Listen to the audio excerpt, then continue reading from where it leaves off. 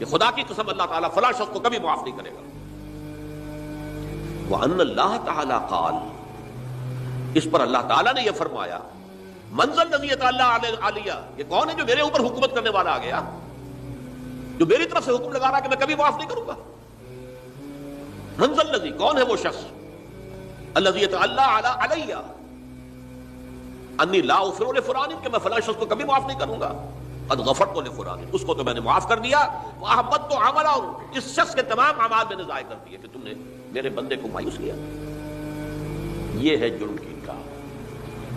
تو توبہ کی دعوت دیتے رہو، توبہ کے لیے لوگوں کو آمادہ کرتے رہو، توبہ جو ہے اس کے لیے ترغیب دیتے رہو، اللہ تعالیٰ معاف فرمانے والا۔ اب آخری حدیث سنا رہا ہوں، یہ تو بہت ہی عجیب حدیث ہے اور متفق علیہ، یہ بخاری اور مسلم دونوں میں۔ حضرت ابو سعید الخدری رضی اللہ تعالی عنہ جو ہے اس کے راوی ہیں، حضور نے فرمایا، کان فی من کان قبلکم رجل قتل 99 نفسا، تم سے پہلے جو امت تھی بنی اسرائیل، گویا کہ ان کا ذکر ہے، اس میں ایک آدمی ایسا تھا جس نے 99 قتل کیے تھے۔ اب آپ اندازہ کیجئے کتنا بڑا گناہ کبیرہ ہے قتل۔ قرآن مجید میں آتا ہے فکانما قتل الناس جمیعا، اگر ایک انسان کو بھی ناحق قتل کر دیا گیا تو یہ ایسے ہی ہے گویا کہ اس نے پوری نوع انسانی کو قتل کر دیا، اس نے 99 قتل کیے۔ فہل لہ من توبۃ، پھر اس کے بعد یہ ہوا کہ اس کے اندر توبہ کا جذبہ پیدا ہوا۔ فسأل عن اعلم اہل الارض، تو اس نے پھر سوال کیا، لوگوں سے پوچھا کہ زمین میں رہنے والوں میں کون سب سے بڑا عالم ہے۔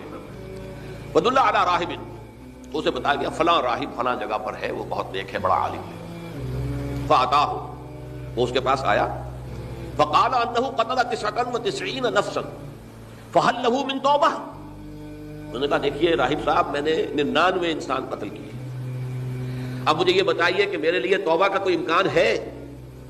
فقال لا، اس نے کہا نہیں۔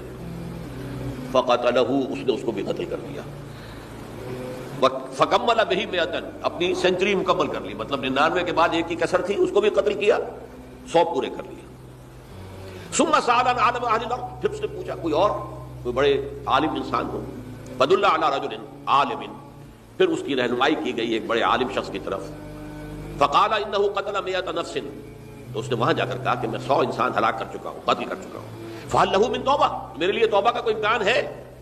فقال نعم، اس نے کہا کیوں نہیں، 100 قتل کیے تب بھی کیا ہے، توبہ کا راستہ دروازہ کھلا ہوا ہے، ما لم یغرغر، جب تک کہ وہ گھنگرو نہیں بج رہا اس وقت تک تمہارے توبہ کا دروازہ کھلا ہوا ہے۔ پہلے افراد توبہ کریں اور صحیح توبہ کریں۔ صحیح توبہ کیا ہے؟ ہماری زندگیوں میں کوئی حرام شے ہے فوراً نکال باہر، ہماری معاشرت میں اور اس معاشرے میں رہتے ہوئے جو قانون ہے جس کے ہم پابند ہیں، ہم کسی زانی کو رجم نہیں کر سکتے، ناممکن ہے، یہ تو قانون ہی بنے گا تب ہوگا۔ ہم کسی چور کا ہاتھ نہیں کاٹ سکتے، تو قانون بنے گا تو ہوگا۔